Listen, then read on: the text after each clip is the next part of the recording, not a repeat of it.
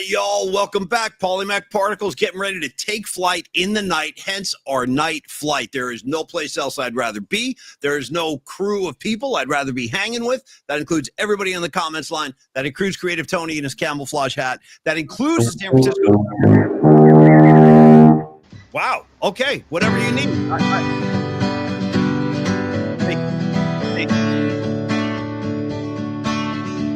Creative Tony. Yeah, what you doing now? You coach your little league. Coach your little league, Tony. Yeah, let's take a night reprieve. There's gonna be some sweet sounds coming down on the night flight. On the night flight. This is your other home. Yeah, you know you're not alone. Gonna be some sweet sounds coming down on the night flight. On the night flight. This is your other home. Yeah, you know you're not alone.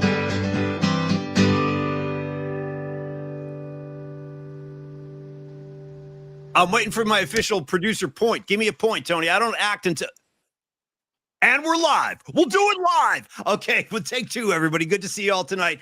Totally forgot about the Night Flight song. One of these days, I'll remember that I actually wrote, recorded, and sang that, and I'll yield. I'll get out of the way. Shout out Pearl Jam, yield. I'll yield for the Night Flight song. Tony, enough of me. How are you, dude? How's my man? You got the jungle motif going. It's nighttime. You're cracking beers. We're playing songs.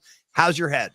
I'm wonderful, Paulie. First of all, I'd like to give a shout out to the Fairfax Brewing Company. They're in Fairfax, the hippiest of crunchiest of Marin towns. Right up the street from my place, too. That's why I fit in so well up here. It's like if I need the hippie scene, I go 10 minutes west and it's all around. I got Barry Sluss walking around in a tank top. You know what I mean? Yes, I'd love Barry Sluss, and he's got guns to prove it too. Arms. I'm talking about his arms. Right. The Fuego Fuerte beer with great label. What a great label! It's a Mexican lager. I got to credit Alex. He said he did the artwork. And his buddy, I forget his buddy, but Alex at Fairfax Brewing, he did the artwork on this Mexican lager from Fairfax Brewing. It's delicious. And Paulie, remember the slogan years ago? Giants fever. Catch it. Yes, I do. Yes, go ahead.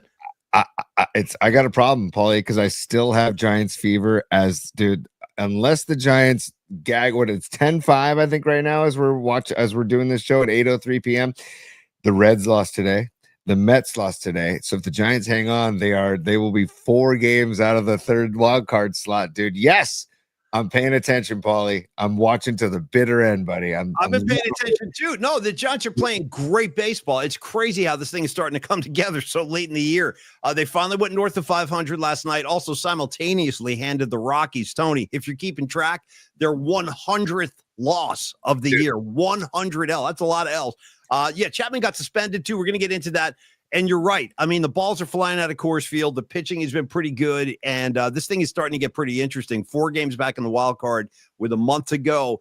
Could turn out to be a very, very juicy September for the Giants. And I think we've kind of earned that, the fan base, because we've paid our dues this year, man. We watch the games. We talk about the games. All you guys in the comments line, I know you're all most of you are Giant fans. Shout out Patty from Napa being an Ace fan. But most of you guys are Giant fans. And we've suffered, dude. We've suffered. And now it's time to get something in return. Hopefully the Giants are giving us that little treat. We've got NFL news tonight, too. We've got fighting news across Major League Baseball. And, Tony, the music world, Roger Waters stepping to the ghost of Ozzy. Dude, I have a lot to say about all of it, and it's not a coincidence that I'm wearing my Ozzy Osbourne shirt tonight. Thank you, Gravy. I'm supporting Ozzy. Even in the great beyond, I got Ozzy's back. I'm not going to budge from this stance, dude. And we're going to get into that because I know Tony loves Waters. We both love Ozzy. But I just think Waters was way out of line. We're going to get into it. Yeah, my love for Waters is definitely decreased over the years. Well, the 2 biggest Pink Floyd fans I know, without hesitation, are you and my other friend Jeff Winkler, Winks. And I don't know if he's on the board tonight, but he's a big Waters fan. And even he yesterday, Winks was like, Waters, shut the F up. Dude, shut the F up, you a-hole. And but anyway, we're going to get into it. Thank you, Gravy. Thank you. It looks great. I feel great wearing it. And thank you for the generosity. Okay. We've got so we got a lot of sports. We got Niners, we got Raiders. I have announcements, dude. You want announcements first, later? What do you need here? I got You can do whatever you want because I want to get into bookmarks later because there's a lot of good bookmarks that we have loaded up. I just want to say the way I want to like kind of I don't know, tease bookmarks is Air Jordan. That's all I'm going to say is Air Jordan for the bookmarks. And those of you who know what I'm talking about, it's funny as hell. And we can get to it later. Just Air Jordan, but we're not talking Michael Jordan, and we're not talking the logo, but we're talking Air Jordan. So it's something else. It's great. It's just, that's my tease for tonight. We got to talk America's Team episode 3, Paulie. We got to talk America's Team. I just watched that this morning. I'm like, you know what? I binged it last week. I saw the whole damn series. You guys are killing me, Tony. Tony, I understand. Tony's not a Cowboy fan. You got every right not to want to watch this thing.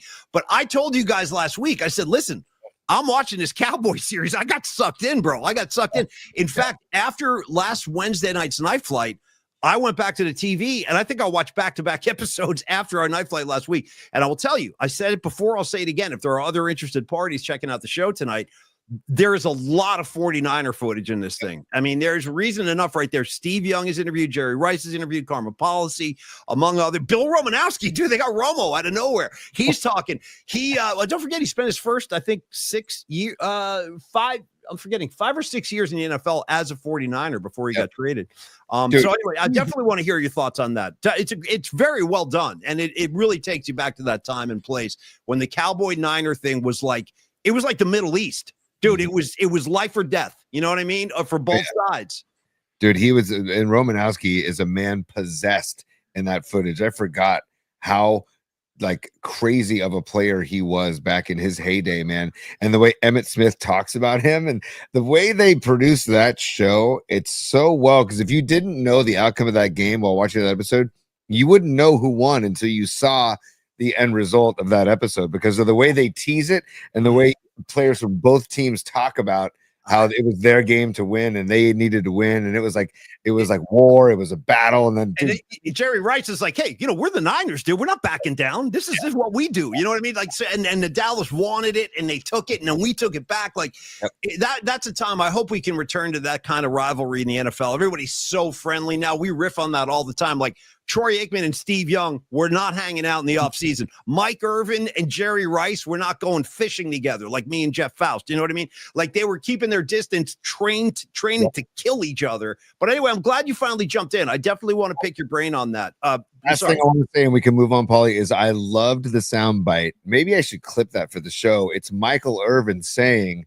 I wanted to be Jerry Rice. Yeah. I had a poster of Jerry Rice in my locker in college.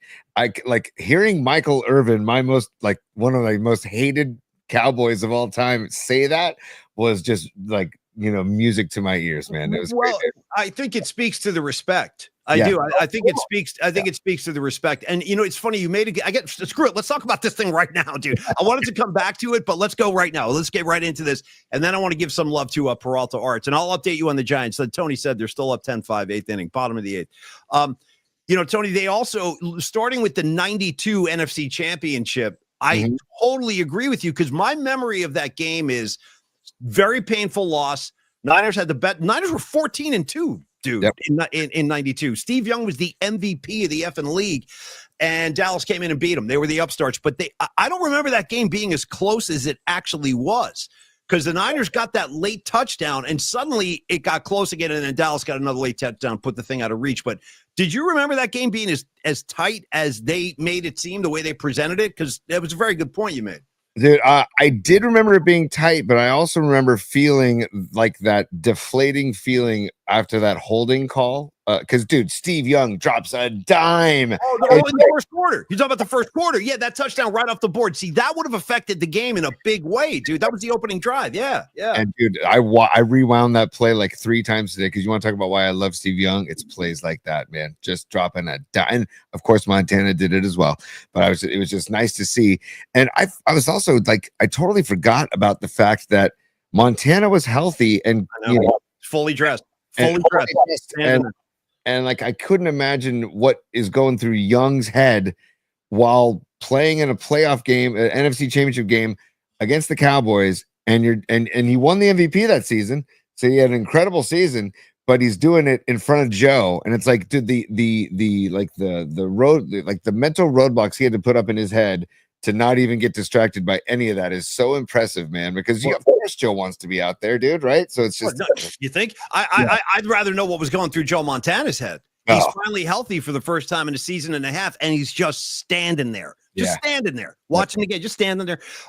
The other thing is, I want to say one other thing about Bill Romanowski, that's a guy we rarely talk about. First, a comedy thing, and then a real thing. For real, I swear to God, I remember hearing this when Romo was a Raider.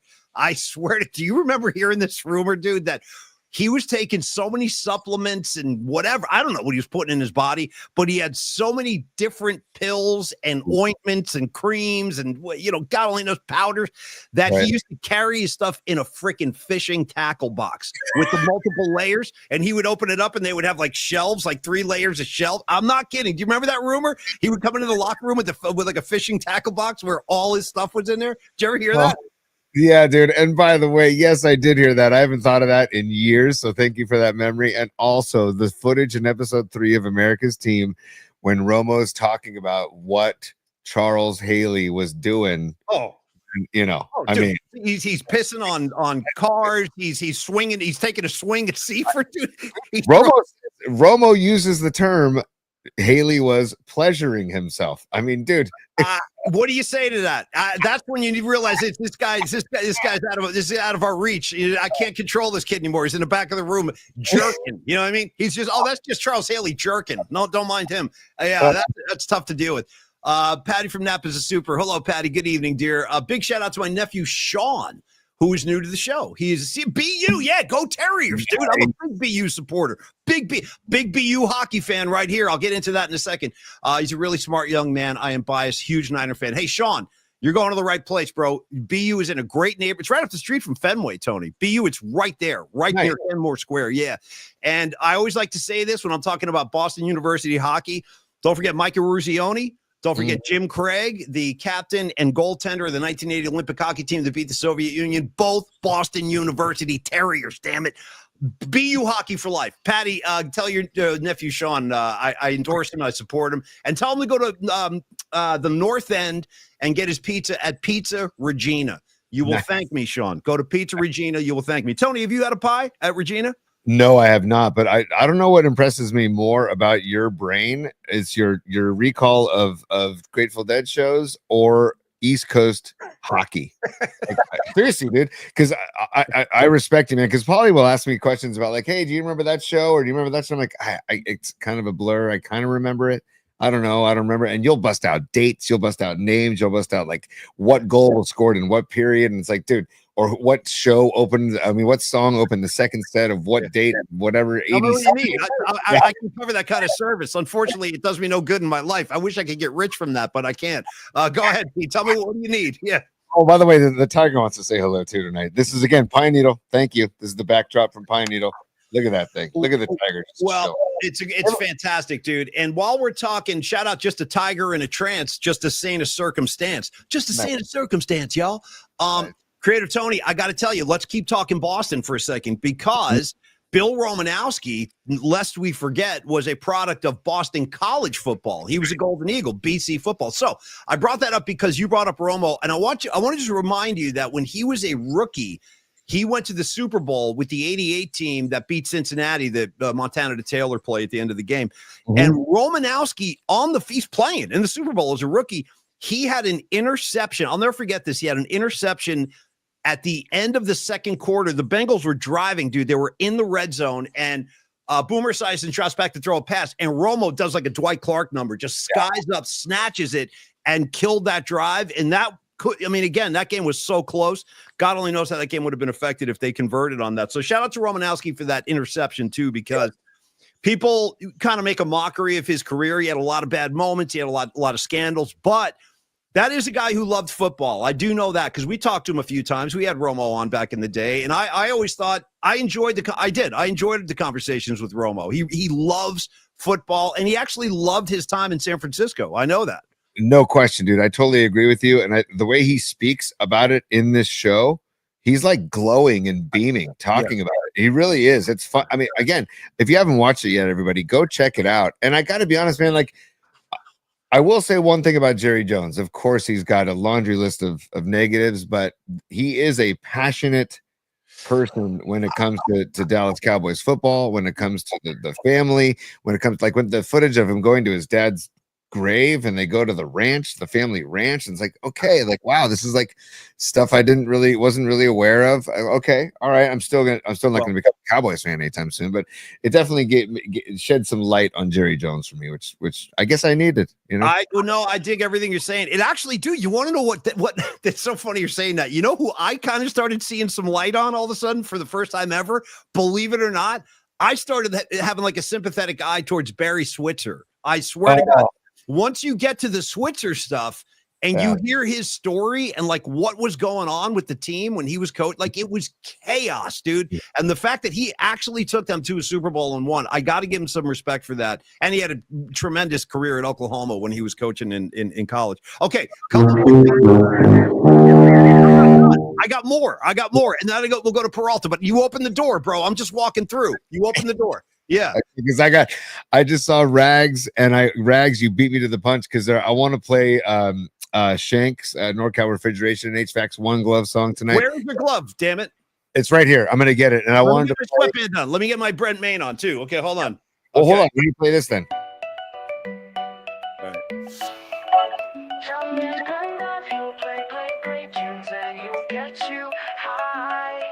The mystery guy who keeps you laughing as he charms the mic. He coaches sports, running off to the game, getting back in time to put respect on his name. It's a perfect match, Paulie Mac. Two brothers in a pod giving the army all its props. It's a crazy show with deadhead vibes where people write comments, keeping the chat room alive. They love pizza, they love good gigs, they love the Bay Area and all its splendor. Tony One Glove in his beach robe, holding down half of one hell of a show. Paulie No Gloves is a legend on his own, and he'll gladly puff on most things that are grown to. Family guys keeping us entertained. Great times, great dudes, and look great. PMP Army to boot.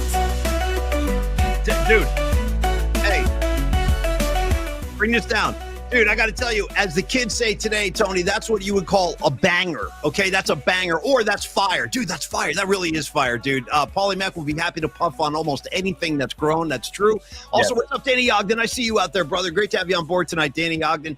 Don Peralta, shout out Cron 4 and the Chronic. Anthony Merkovich, Scarlet Fire, Noemi, Paulie No Gloves, but Paulie Brent Main Sweatband, Noemi. That's how I make my claim here.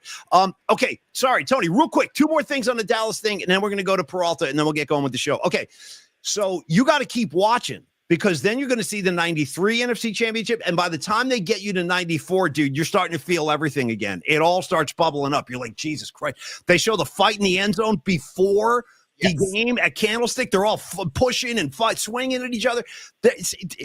Really aren't any rivalries like that in the NFL anymore today. It's unfortunate, but there's nothing like that today. They're just.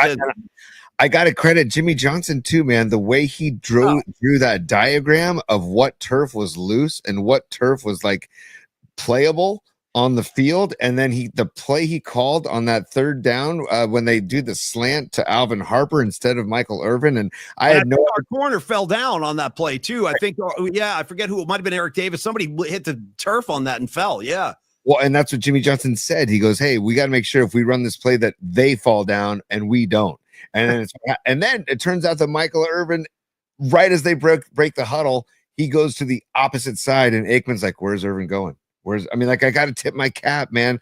Like I had no idea any of that happened until the show. So, it was that had me just mesmerized watching that show. So I can't recommend it enough. It's really well done and really well produced. I'm only 3 episodes in, but thank you, Paulie, because I need to see 94 now. You're gonna, and you suffer along the way, dude. You suffer through 92. You suffer through, and 93 is even worse. They just kicked our freaking asses in 93. There's no getting around it. They kicked our asses. What do you got? You see that?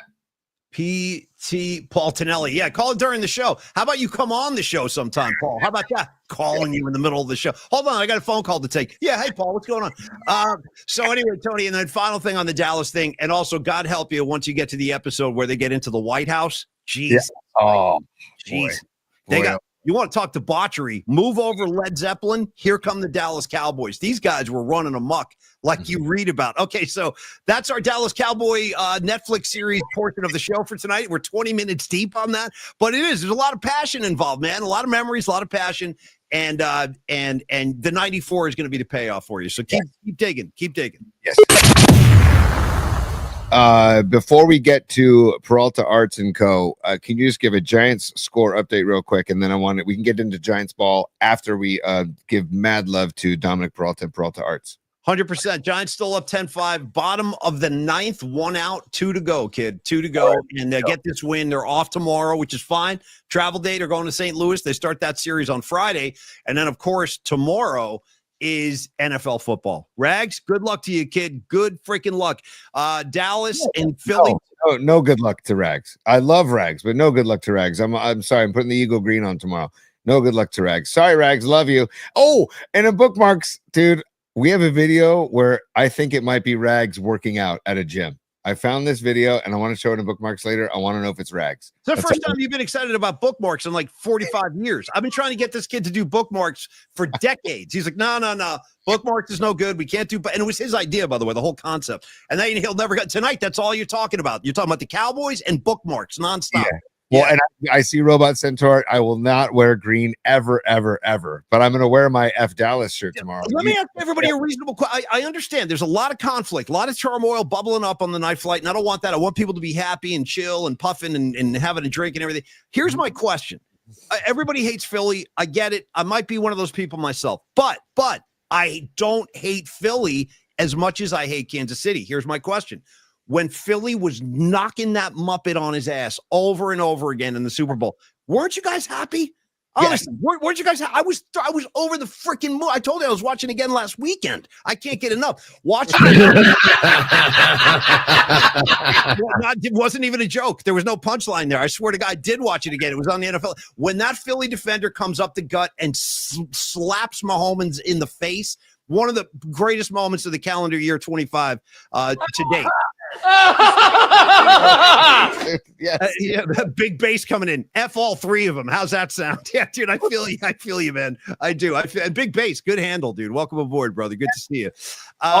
Also, Paulie, why does it have to be Philly, Dallas down our throats night one? Why can't it be somebody else, dude? Let me jump in. It's funny you should ask that question. I actually have a scientific answer for you based on data. Tony, how often do I come to the table saying I got data, but I actually have some data? This is the first time since 1970 that Dallas has opened against Philly. Has not happened since 1970. So it's not like they're doing it every year. Okay. All right. Sure. Fine. I just see like there's other teams that I would like to see on the first night of football. Maybe like Buffalo against, I don't know, Baltimore. Give me Buffalo, Baltimore to start. What about you? I take you on a quick jaunt over to Brazil for some Chiefs Chargers ball on Friday. You know, the Brazil game, Tony. That's got to be easy for the players, right? Really easy. Yeah. I could ask, does like Neymar or one of the Brazilian soccer studs come out for the coin toss? Is he going to be out there for the coin toss? Well, I don't know. The Kansas City Chiefs going to bring their 75 captains to the 50-yard line. That was another thing that pissed me off about the Chiefs. I'm watching the Super Bowl replay when they do the coin toss. Philadelphia, they come out like a football team. Special teams captain, defensive captain, offensive. Done. 3 cap done. Cut the crap. There's 3 of them. Here comes Kansas City. Dude, there's like I think there were like 7 guys as captains at the Super Bowl. I'm like, you guys are freaking obnoxious. Oh, Paulie, I got to say, though, our 49ers, I think they have 8. They do. I don't know if I like that either. I got to be honest, a little excessive. I got the list right here. I'll get into that in a second. Okay, we'll go down Peralta Arts right now. Peralta Arts. I know. I'm running astray tonight. We're very loose, and I'm running astray. It's like when you open the door and your dog just runs out of the car at the beach and just starts going crazy. That's the kind of mood I'm in tonight. Tony, let me get over to my. I love it. What? I'm gonna start Peralta Arts right now because Paulie, I would like you and I would like the PMP Familia to meet Peralta Arts and Company, where graphic design, illustration, music, and pop culture collide, Paulie. That's exactly what's happening here with Peralta Arts and Company. Peralta Arts is a full-spectrum creative studio specializing in bold graphics, vibrant illustration, and visual storytelling, carrying forward the spirit of legendary Bay Area artists. Think striking posters, iconic album covers, immersive event branding, and a unique artistic perspective, Paulie. They channel pop culture, music, and the energy within our community into every project, logos, posters, fine art, and brand visuals that celebrate Bay Area culture, Paulie. Tony, I got news. Let me jump in real quick. We have an update. The Sly Stone first edition prints are in. Look at this thing, dude. I think that might be my favorite piece of art from Dom so far. And he's done. There's a lot of great stuff to choose from, like this. I keep the Steven Tyler one nearby. I like to have Steven Tyler right there just in case. But I love that Sly Stone, and that's Dom. My compliments, man. It looks awesome. That thing is in preparation for the September 13th Sound Summit concert that I will be emceeing with none other than KMBR Murph. Brian Murphy had a big power lunch with Murph today. Tell you about that in a few minutes. Also, you got Dom's Metallica poster, second edition. You've got that Grateful Dead cheer card that everybody really liked at the PMP night at Oracle, the Learn with Los event. That is actually on sale right now on the PMP merch page if you want to grab one of those. The Ozzy tribute, I have not seen a hint of this thing yet. The Ozzy tribute is 75% done. It's almost completed, still in progress, but we have turned the we're racing towards the finish line on that one. And then again, just on Peralta Arts, listen, your story deserves bold visuals. Peralta Arts and Company will bring them to life with Bay Area soul. So do contact Peralta Arts and bring your vision to life. PeraltaArtsCo@gmail.com, 650-796-3144. Tony, if you can scroll that number, that'd be nifty. 650-796-3144. Peralta Arts. You know the man, you know his work. You hung out with him last week. He's an incredibly cool guy and a very, very talented artist. And we are thrilled to have him. There you go, Tony. Very nice. And we are thrilled to have him on board as one of the sponsors of PMP. Dom, I love you, kid. Thank you for that. So, Tony, that's the other thing, just in a little kind of update the masses kind of thing. Had a power lunch with Brian Murphy today. We had a big, passionate embrace. You know, he's hugging me. I'm hugging him. People are looking at us. Oh, my God, what's wrong with him? And they're like, tourists, because we met in Sausalito today. That was my second Sausalito lunch in as many weeks. I'm becoming a regular down there. We went down to Bar Bocce. Do you know that place? Bar Bocce, right on the water? Yes, dude. Good spot. Good spot, man. Great spot. And, we went to Skoma's last week, Barbacci today. And Mike Nash, too, was the guest of honor. Mike Nash, the promoter of Sound Summit. We were talking about all the stuff we got to go over and go through for the gig. And then right after that, and by the way, if you're coming up to Sound Summit, I look forward to seeing you guys. We'll hang out. You're going to love it. It'll be a great time. If we didn't mention this, or I think Nash mentioned it when he was a guest, but if you missed it, the Sly Stone tribute that's going to happen at Sound Summit will feature none other than blues legend Taj Mahal. Dude, he's going to be sitting in on the Sly thing, Tony, and that's going to be really cool. I really look forward to that. But anyway, Murph and I are still in love with each other. We had a great time today, and yeah, I'm not cheating. Rags is getting jealous.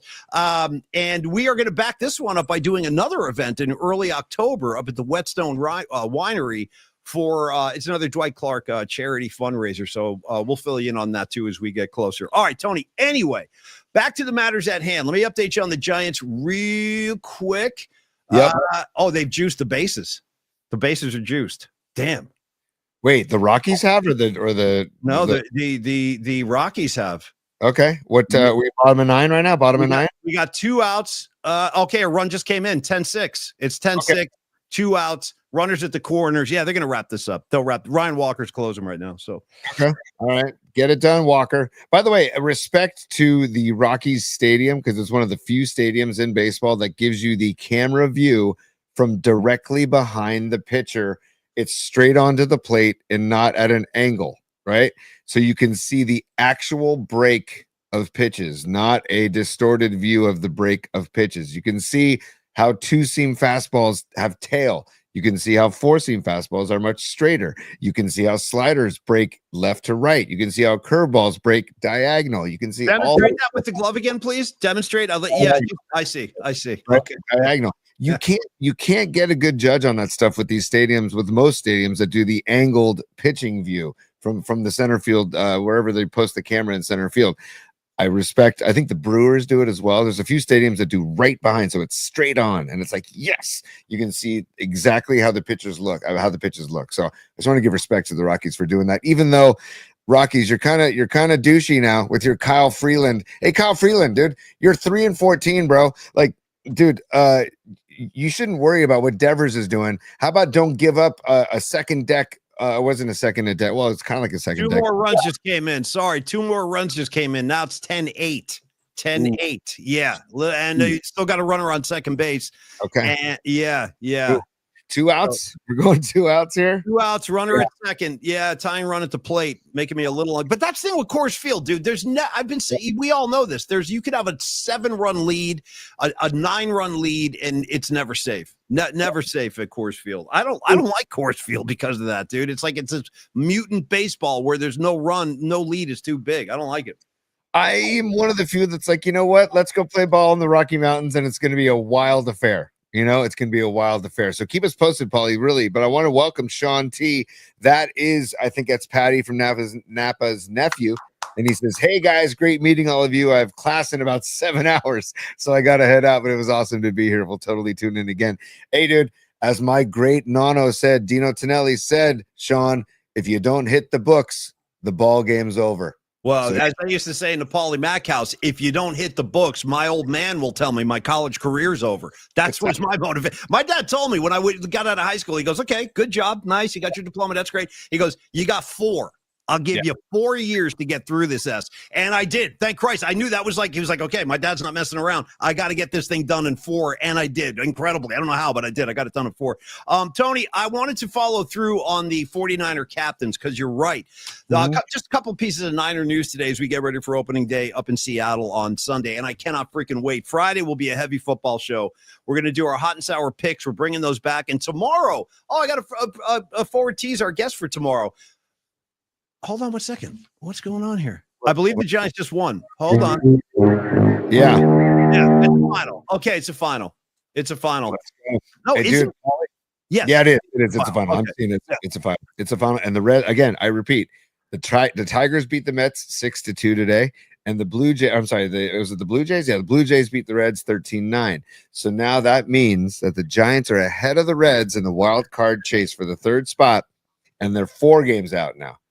4 games out, and they're 10-1 in their last 11 games. They're on fire, Paulie. They said Tony, 4 is a great number. Shout out Andy Lee. Shout out Zeppelin 4. Shout out. Help me with some more 4s. I don't know. Willie McCovey 44. Help me out. Both of my children born on the 4th, February 4th and April 4th. So the 4 is a big number in our household. My daughter wears number 44 because she was born on April 4th, the 4th month and the 4th day. My son wears the number 24 because he was born on the 2nd month and the 4th day. So I love the number 4, Paulie. Lenny Dykstra, number 4. Yeah, 100%. Hey, if you want to go old school, Rusty Staub, number 4. Yeah, how about Reggie Roby, number 4, as the punter with the gold watch. With the watch, bro, with the freaking watch on. With a watch, and I'm not talking like rubber watch. He had like the like a Rolex on, like a really nice gold watch on his wrist. God bless Reggie Roby. But by the way, sorry, dude. NorCal Refrigeration HVAC, you cracked me up. And Jake Moody, number 4, Pine Needle is. By the way, Jake Moody, I wish you nothing but the best of luck this season. That's all I'm going to say. I'm going to stay positive, Paulie. I've been negative enough. We're past the point. We're past the point of no return now. No, there's no looking back now, buddy. The games count now. You got to get behind this guy. And by the way, I hope you guys are working on those Moody jerseys for Tony. We need a red and we need a white so he can rotate throughout the season. So dude, another thing, sorry, Paulie. Another thing about that America's team, the documentary on Netflix is that, dude, the Kofor missed field goal. I told you. You're like, oh, I miss Kofor. I'm like, dude, don't miss him that much. He wasn't that great. Oh, for Kofor, bro. I know. And he's whiffing in the freaking NFC Championship at home. Come on, man. Come on. That point right back to you. You're not so crazy about Kofor now, are you? No, well, I mean, no. I'm just, it's one job to do. Just one job. I tell you the truth, honestly, with no comedy involved here, like we really had it good with Robbie Gold, man. That guy was automatic. Essentially, he was automatic. Yep. He's out of the league now. He's not even playing anywhere anymore. Ray Goodman. Oh, dude, we got to get into Ray Goodman too. I'm glad he's checking in. Hey, Familia, Noemi needs a new employer. She works as a senior paralegal. Would you please ask your network if anyone knows of a paralegal job opening? Thank you so much for your help. Of course. Yeah. One love. Ray Goodman, 100%. Anybody that can help out the great Noemi, please do. Or just send the info into the show and we'll pass it along to Ray and Noemi positively. And while we're talking about one of the great couples of the PMP community, I want to make sure people know about Ray's gig on Friday night. Ray Goodman pardon me, was going to be out with his band Friday night at the William Welch Wines location on Main Street in Martinez. Definitely. I was going to try to go to the gig. I can't. And Tony, I don't think can make it either. So we're not going to be at the show this time. But if anybody else from the PNP community can get out there, definitely support Ray. He's awesome on guitar and vocals. And again, William Welch Wines, Main Street in Martinez this Friday. Get your ass out there. Paulie, I got a little more information on that show, by the way. 837 Main Street is where the show is happening. William Welch Wines, 6:30 to 10 p.m. And he's got special guests coming by. It's his birthday show. It's Friday. Happy birthday, Ray. Happy birthday, man. And he says that it's, enjoy a flight of wine or a glass of wine from a local family-owned business. He says there's no cover charge. There's only a 2-drink purchase required. Okay. And outside food is allowed. You can bring in your own food if you want to, but bring in a Longbridge pie. Yep. Go walk in with a Longbridge pie or Vinny's Gabagool. Just put it right there on the table while Ray's playing. Totally. And again, I talked to Ray earlier this week about, I told him, if, I just got kids back in school. It's just mayhem right now for me, which I love the mayhem. And my mantra is I'm going to miss it when it's gone. So that just keeps me calm. My mantra. It is, dude. It is. Cause it's mayhem, dude. My weekends now are just a ping pong ball all over the peninsula, just going to games, but I love it. I love it. But it's mayhem, and I will miss it when it's gone. But I told Ray I've got soccer, I've got hoops, I've got a welcome back pool party for my son. It's just So he had totally understood. And he says familia first is what his response was. So it's great, Ray, dude. Cheers to you, man. Have a great gig on Friday. We'll mention it again before Friday. But William Welch Wines Friday night. Ray Goodman and the Soulmates. And the Soulmate. So, and have a good one, Ray. We'll definitely talk about that again before Friday. But back with the Niners, Tony. So we got some news here. Shanahan did confirm today Juwan Jennings will play on Sunday. Hold on, Paulie. Oh, good for you. Okay, is that a shocker to anybody? Is that like that? Is anybody surprised? I don't know, man. I'm just okay. Juwan, you better show up, dude. You better freaking show up, man. After all this, just you better show up. I'm with you. I'm totally with you, dude. I don't. Yeah, if you're gonna pull this kind of crap, dude, you better ball out. And meanwhile, Kendrick Bourne had a conversation with the 49ers, visited the facility apparently, and he is ready for this. The state of the modern day athlete it blows my mind, dude. Because you try this in any other profession, you're laughed out of the room. Right. Kendrick, who I do like. I like Kendrick Bourne. I would definitely take him back. If he's got something left, I'll take him. He talked to the Niners, talked to a couple other teams. And Tony, you ready for this? He made a decision. Yeah, you know what I think I'll do? I'm going to sit out week 1 while I mull this over. I need to make up my mind. So, dude, he's officially sitting out week 1 to give himself time to make his decision on where he'll which team sidelines he'll grace in the new season. Like he's Lynn Swan or something. Bro, Kendrick Bourne, you should be happy you're getting some interest, dude. Get a helmet on and start playing ball. But anyway, he's not playing this weekend, so there's more of that kind of diva. And it always goes with the wide receiver. The most diva position, dare I say, in all of sports? Oh, yeah. It might be. Yeah, it's up there. And I got to give Nutter some love. He's a super Nutter. By the way, great to hang with you last Tuesday, dude. And he says we're in it to win it with Moody. Okay, we have to be. We have to be. And I got no choice. We got no choice, Paulie. And I just hope Sunday doesn't come down to a field goal on the road where they pump in all the crowd noise and it's good. Although I did see a stat that over 50% of the fans that will be there supposedly of tickets that have been purchased are from Niner fans. Supposedly, I don't know how they exactly get that data, but that was from Vivid Seats, I believe. Anyways, it's just that's gonna be tough, man. Winning in Seattle's no gimme this Sunday.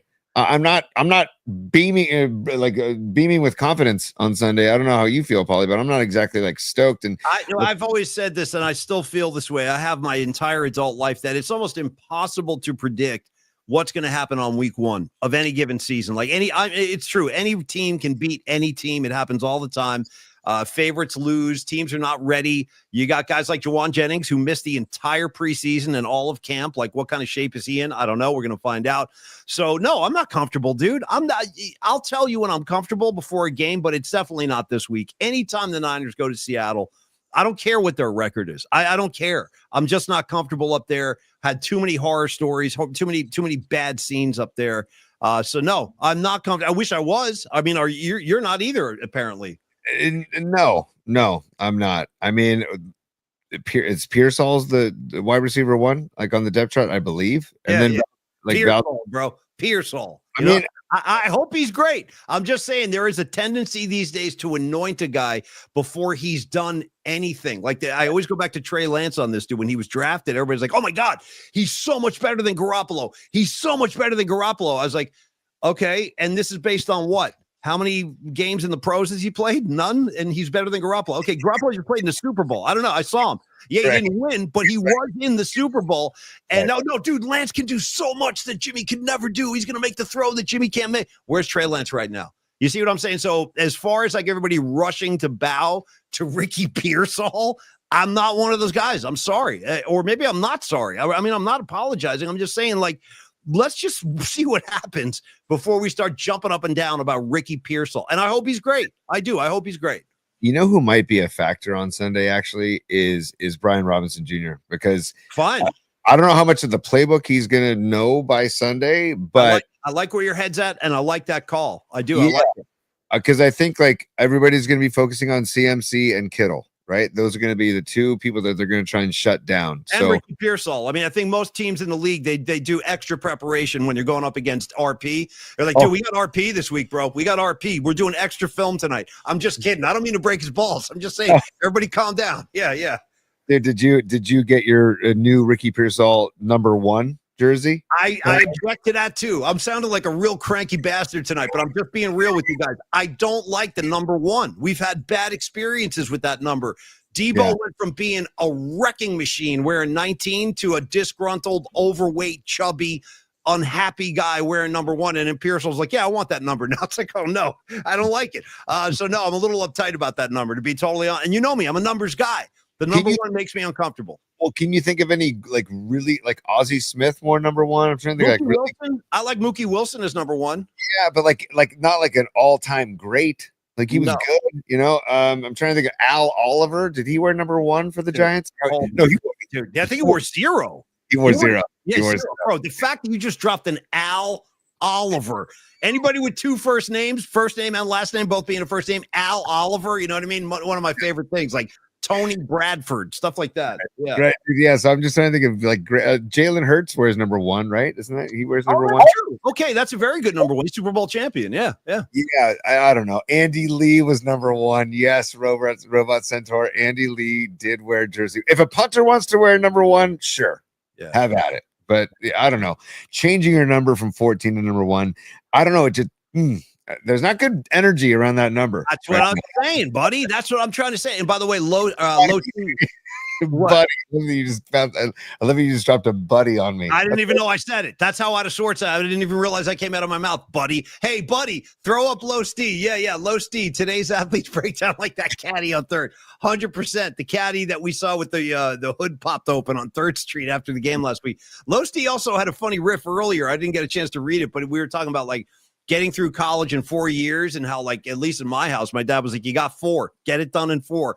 And I did. And then Low Steve said, yeah, my dad said either you hit the books or I hit you with a book. I like that. Yeah. That's old school parenting, Low Steve. I don't think that's frowned upon in today's society, but I feel you. And thank you, Los. Thank you, brother. Tony, I have the Niner captains. Grab a pen. This is going to take a few minutes. Well, I got 2 names here. Yeah. If you guys haven't, sorry. You lined it up. No, you lined it up, Paulie, and I'm going to get a visual aid for your minor captains here. So you line it up, and I'll get it going. So go for it. So if you guys didn't hear today, they have named the captains. They are as follows, and this is a lengthy list. Get ready. Trent Williams, #1. Nick Bosa, #2.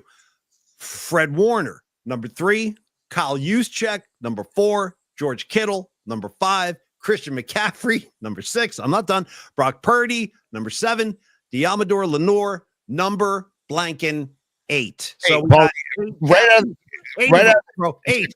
Can you give me a what the hell, please? Are you Sure, I'll give you what the hell. As a matter of fact, yes. It's been too long since I've played what the hell. As a matter of fact, I should be. What the hell? What the hell? Let me do it again. Let me stage that a little better, Tony. It's all about rhythm and timing. No, Tony, the Niners have 8 team captains. What the hell? What the hell? I feel you. It is a what the hell moment. But honestly, what's your reactions to that? It's a little excessive. Paulie, Niners, why do you have 8 captains? I don't know. Why? I don't know. So 8 captains, dude. How about just one for the offense? I mean, One you got for- the whole backfield. You got Kittle and you got McCaffrey and Juszczyk. You got half the offensive unit as captains. You got Brock Purdy. You got freaking George Kittle, Christian McCaffrey. You got Trent Williams and Juszczyk. Dude, 5 guys on the offense, dude. 5. It's a lot of captains, man. Why?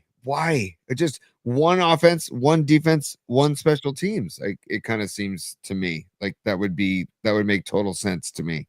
Like those 3. Even Noemi, dude, when the very calm, rational, and reasonable Noemi Catalina steps in and goes, "That's too many captains." I think that's the masses have spoken. And I have a question for you, Scarlet Fire. You say Fred Warner sigh, meaning he should not be a captain, or meaning he should be like the only captain? I'm not sure what that means, so clarify. I like Fred Warner being a captain. I think Fred Warner's on his way to the Hall of Fame. That's the kind of career he's having. I think Trent Williams is a Hall of Famer. I think that Bosa, might be a Hall of Famer. After that, though, I don't think any of these guys are going to be Hall of Famers. Brock Purdy, probably not. Diamador Lenore, probably not.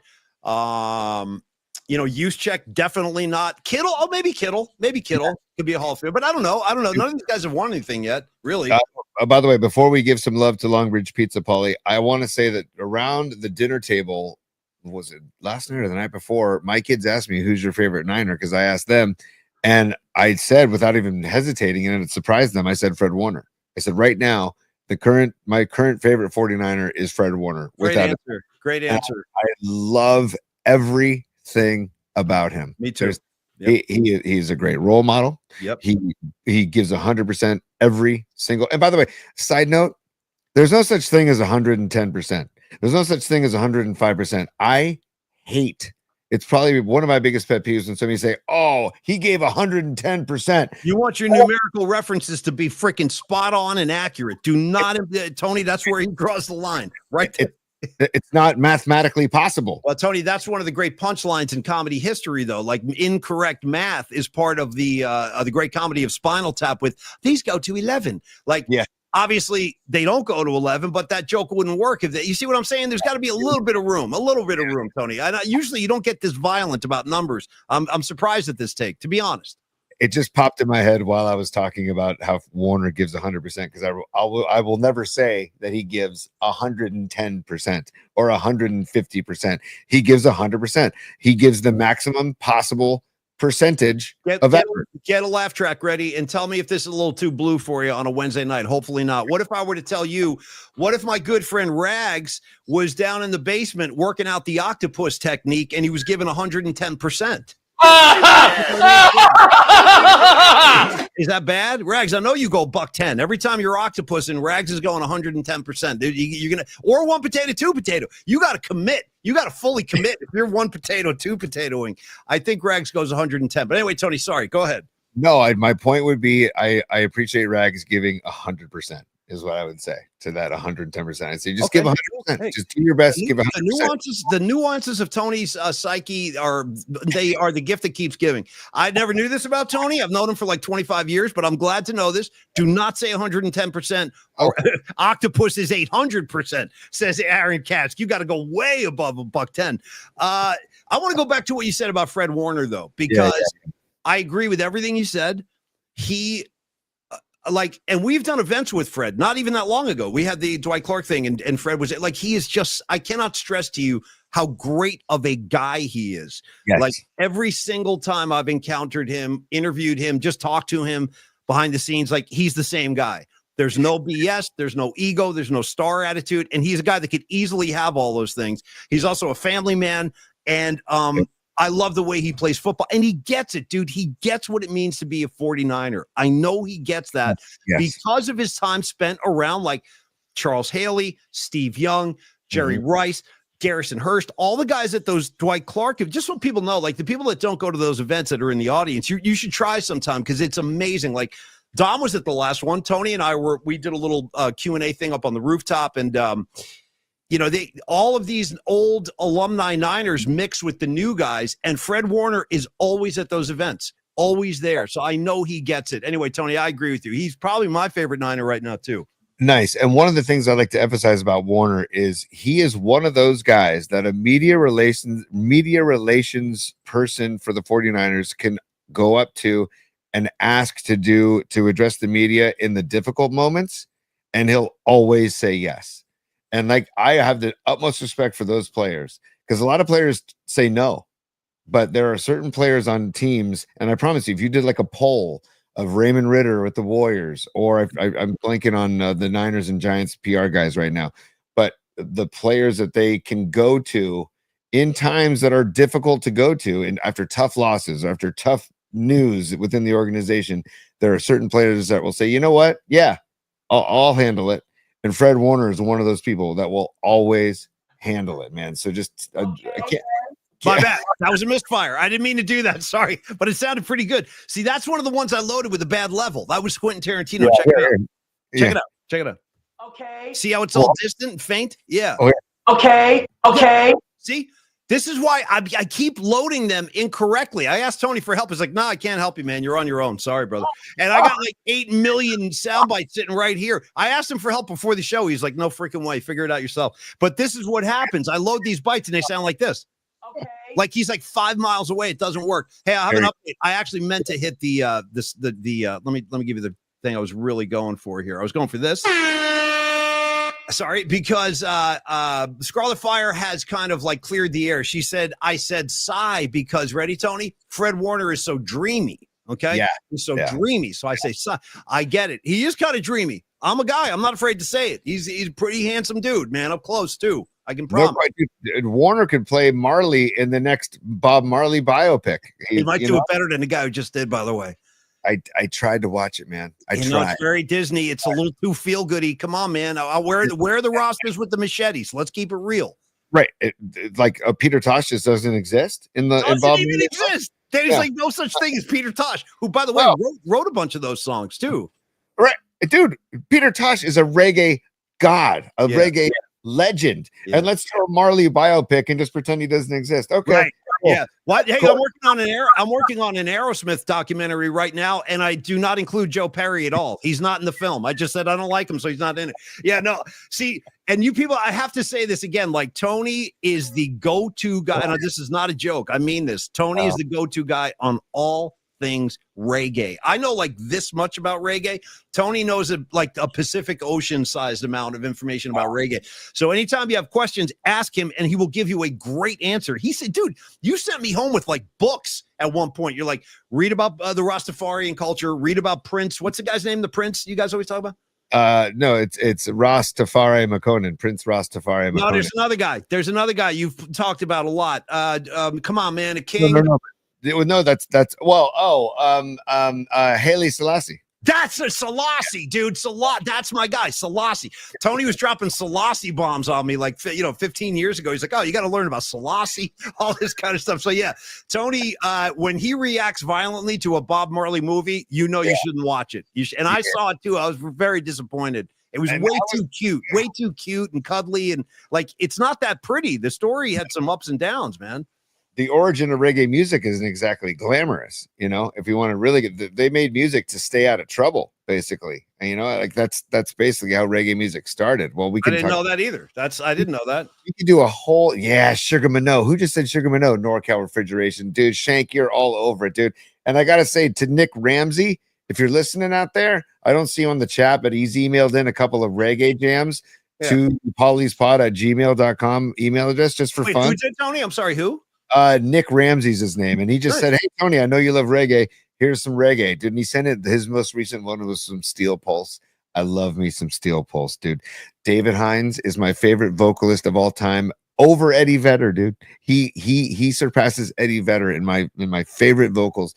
If you do not know Steel Pulse, or if you have not listened to Steel Pulse, go listen to some Steel Pulse and the lead vocals of David Hines. He's silk coming out of that guy's pipes, man, and onto the microphone. Hey, Anyway, shout out to my buddy in New Jersey, Rags, right now. When I was talking Selassie, I look over at the screen and he goes, Salazzo, the Turk from Godfather, dude. Not Salazzo, Selassie. It's a different thing, but I like where your head's at, Rags. I really do. I like that. The Turk. Yeah. You touch one hair on that Turk's head, Sonny's getting ready to rough him up. Oh, man, the Turk. Yeah. Paulie, also, dude, look at MG out there. By the way, MG, I don't recognize the handle before, but great to see you, MG. And Stepping razor, dude. Yeah. Watch my size. I'm dangerous, dude. I'm dangerous. Yeah. Yeah, totally. I'm like a stepping razor. Don't you watch my size? I'm dangerous. Wait a second. Dangerous. Oh, dude, hold on. From the Robot Centaur Sports Desk, he says that per Adam Schefter from Niner Nation. Oh boy, what do you got now? I'm getting nervous. What? Juwan Jennings turned down a multi-year deal from the 49ers. He plans to bet on himself and earn a bigger contract maybe elsewhere next season. You know what, bro? You know what? Okay, well then good. I'll tell you what. Go ball out, score me some touchdowns, and then get out of here. If you don't want to, I'm sick of guys like openly complaining about being a San Francisco 49er, dude. The history, the lineage. I'm serious about this, dude. It's one of the most prestigious organizations in the NFL. You don't want to be here, man. Go, have fun in Cleveland. You know what I'm saying? Have fun in Jacksonville or wherever you wind up, dude. But I'd tell you the truth. We might get some good football out of him because now he's going to be ultra motivated. Yeah, that's a very good point, Paulie. That's the seeing the glass half full, the silver lining. But as he plans to bet on himself and earn a bigger contract, maybe elsewhere next season. Oh, good for you. Okay. All right. So Christian Bale chiming in on that. So thank you, Robot Centaur. The sports desk is on fire. I gotta say too, when you look back in 49er history, every time one of these dudes pops up who starts making noise about being unhappy or want more money, like it generally doesn't work out. Like, I think about Ricky Waters, right? Wins a Super Bowl in San Francisco, was a huge part of that 94 team. I'll tell you right now, the Niners would not have won that Super Bowl without Ricky Waters. They wouldn't. Right. He brought the ground game back after a few down years there when they were transitioning between the Roger Craig teams, and then Ricky became the guy, and he was great. He was a 1,000-yard rusher. What does he do? Wins a Super Bowl, demands more money. We can't pay him because we have all these high-priced guys. He goes to Philly, and kind of became a punchline. I think about Pierce Holt, dude. Pierce Holt, great 49er. Great. I mean, won Super Bowls. He wanted more money. We couldn't give it to him. He goes to Atlanta. Never really to be heard from again. So, I mean, every time these guys start doing this, it never really works out for them. I guess maybe monetarily it does, but in a football sense, you know, it hasn't all the time. In other words, some of the grass is not always greener, you know? No, great. Very, very poetic, Paulie. And also the America's Team episode 3, the Ricky Waters footage in that episode is fantastic, man. Because I forgot how good he was. That's what I'm saying. Yeah. I mean, it's so good. And by the way, Stevie B, I see you popping up, and I tried to get you up earlier for the super. Let's get it back. Stevie B was a super earlier. He says the two biggest factors: Shanny rediscovering his fastball and the return of Bob Saleh. Run the rock, make Darnold see ghosts, neutralize the crowd early.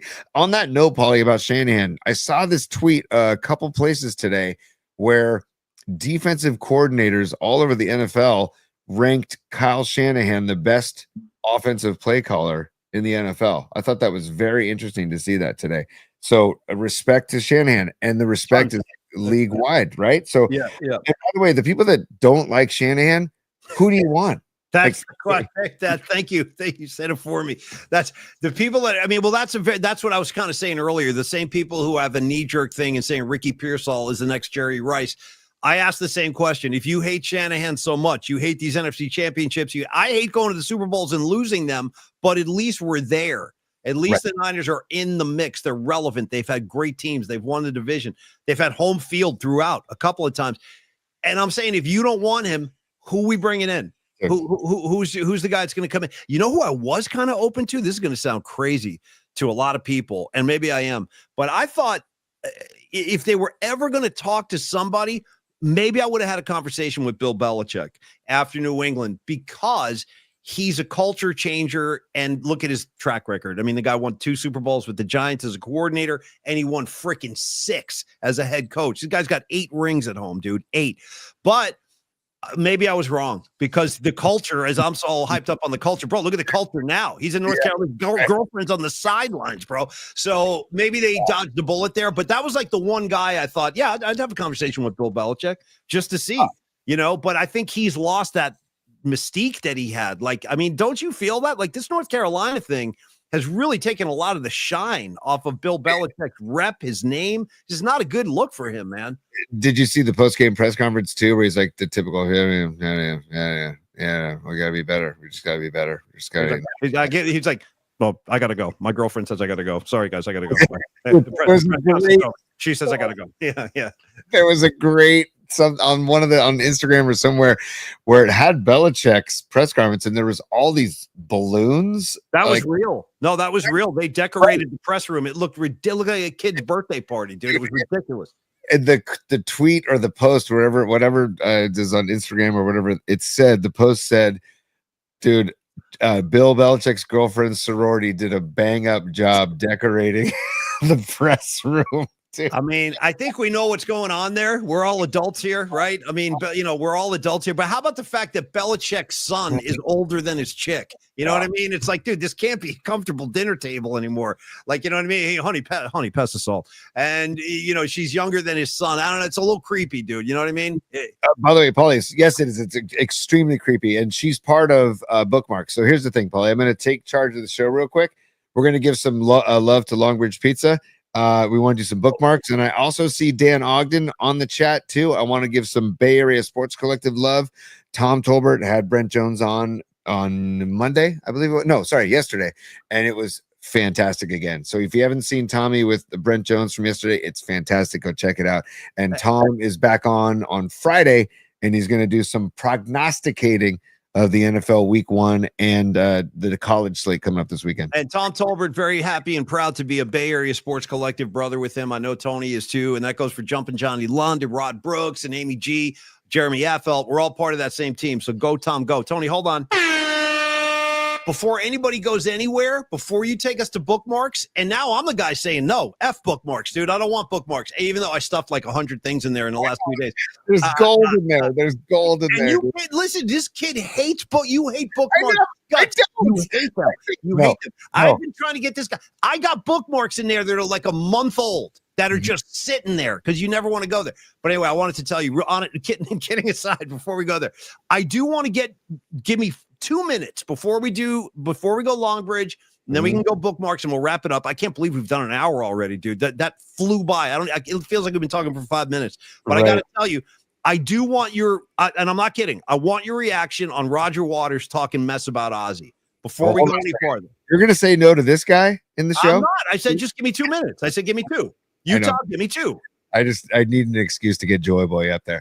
Also, quick an update. Dan Ogden, I just saw in the chat. Brent Jones will be with Tommy Tolbert every Monday this season. So that's great news. Brent Jones, Tom Tolbert. Those are my favorite conversations he has. Well, the Steve Young ones are pretty freaking awesome too. Yeah. But his rapport with Brent is killer. And I love Brent. Dude, good Brent Jones footage in the Dallas thing too. You're going to get Brent making some big third down grabs. Dude, you get me going on Brent Jones. I'll talk about him all day. You said Fred Warner might be your favorite Niner on this team right now. I don't care what anybody says. I think Brent Jones is my all-time favorite Niner tight end. Yeah. Favorite Niner tight end. Yeah. All time. Beyond Kittle, beyond Vernon Davis, beyond Russ Francis, beyond any. I love Brent Jones and the way he was a great dude. He was a Pro Bowler, bro. He was beyond Ross Dwelly. A little bit past Dwelly, not much. It's close. It's very close, but just a little bit past. Delaney Walker past him too, dude. All those guys. Ross Dwelly. I kind of like Ross Dwelly, but go ahead.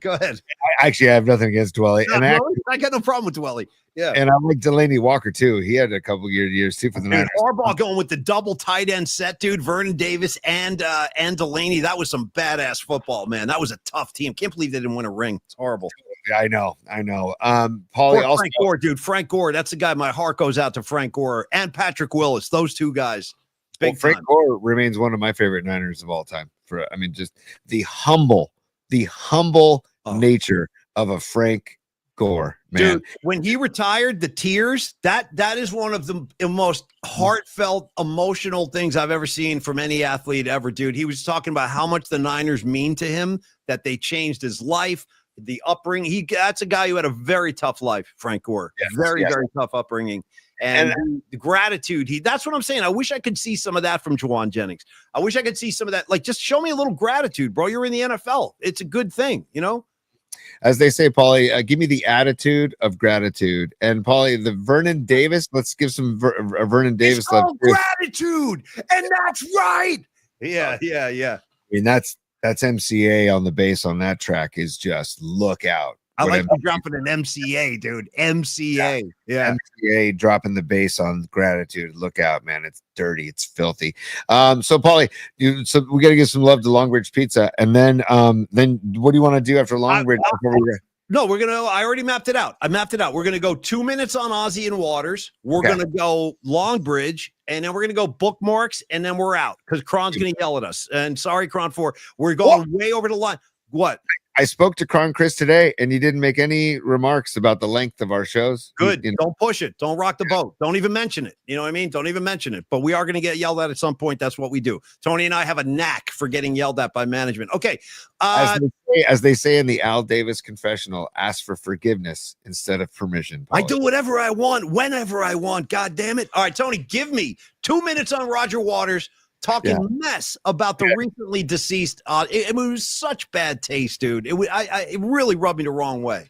Yeah, it was horrible. I saw it. I'm like, why is Jack Osborne so upset at Roger Waters? And Roger Waters a C. He goes, my dad always thought you were a C, and I do too. Yeah. He also started off his response with, "Hey, Roger Waters, F you." I saw that too. That's what made me go research this. I'm like, what the hell's going on here? Yeah. Hey, at Roger Waters, F you. Yeah. Why? What is Rogers do? What is Waters doing? Like, what? Why even go there? Why even? Why? Like, and dude, you're tarnishing some of the greatest music ever made in the history of modern music. That Pink Floyd's catalog is now like it's got that little hint of that thing on it. Yeah, right. Yeah. And it was like, dude, you're right. Those records, those classic Floyd records are as good as music gets, really. Dark Side of the Moon, Wish You Were Here, The Wall. These are epic, truly epic pieces of work. And I've seen them. I've gone to see Waters in concert several times. But this is just uncalled for. I mean, dude, the guy just died. You know what I mean? Like, his family is grieving. I mean, for him, if you didn't see what he said, he basically totally dismissed Ozzy. He was very disrespectful. He goes, he was a clown. He made a jerk of himself on TV, essentially. I'm paraphrasing, but that's what he said. And then he pissed all over Black Sabbath, too. He goes, I've got no interest in Black Sabbath, any of their, don't they bite the heads off chickens? That's what he said. Doesn't the guys in Black Sabbath bite the head? It was just a horrible look. And it makes me not want to go to my Pink Floyd records, and makes me want to back Ozzy 100%. Well, here, Paul, let me read what he said. He said he dismissed Ozzy Osbourne's music and legacy, obviously, just as Ozzy passed. He says, Ozzy Osbourne, who just died, bless him in his whatever that state he was in his whole life. We'll never know. The music, I have no idea. I couldn't give an F-U bleep bleep. He also mocked, and then he also mocked Black Sabbath's theatrics, as you said, Paulie, like biting the heads off chickens or whatever they do. There's no reason for Waters to have done that. Is my point. Like, nah, it bummed out a lot of people. A lot of people are pissed off at him now. I mean, he just angered a lot, and there was no reason. There's no reason to be that disrespectful about. I mean, Ozzy Osbourne is like. He's beloved like the way the Pope is beloved. You know what I mean? Like, he's like he's a huge figure in rock and roll.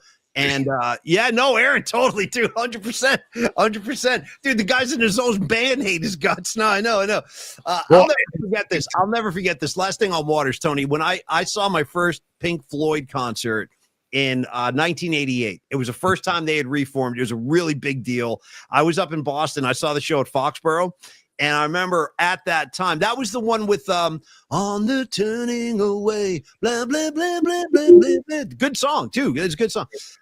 So Waters sits it out. He doesn't do the tour. So David Gilmour's now like kind of leading the band. And I'll never forget this. I was sitting in my room in college and I'm reading this like Rolling Stone interview with Roger Waters.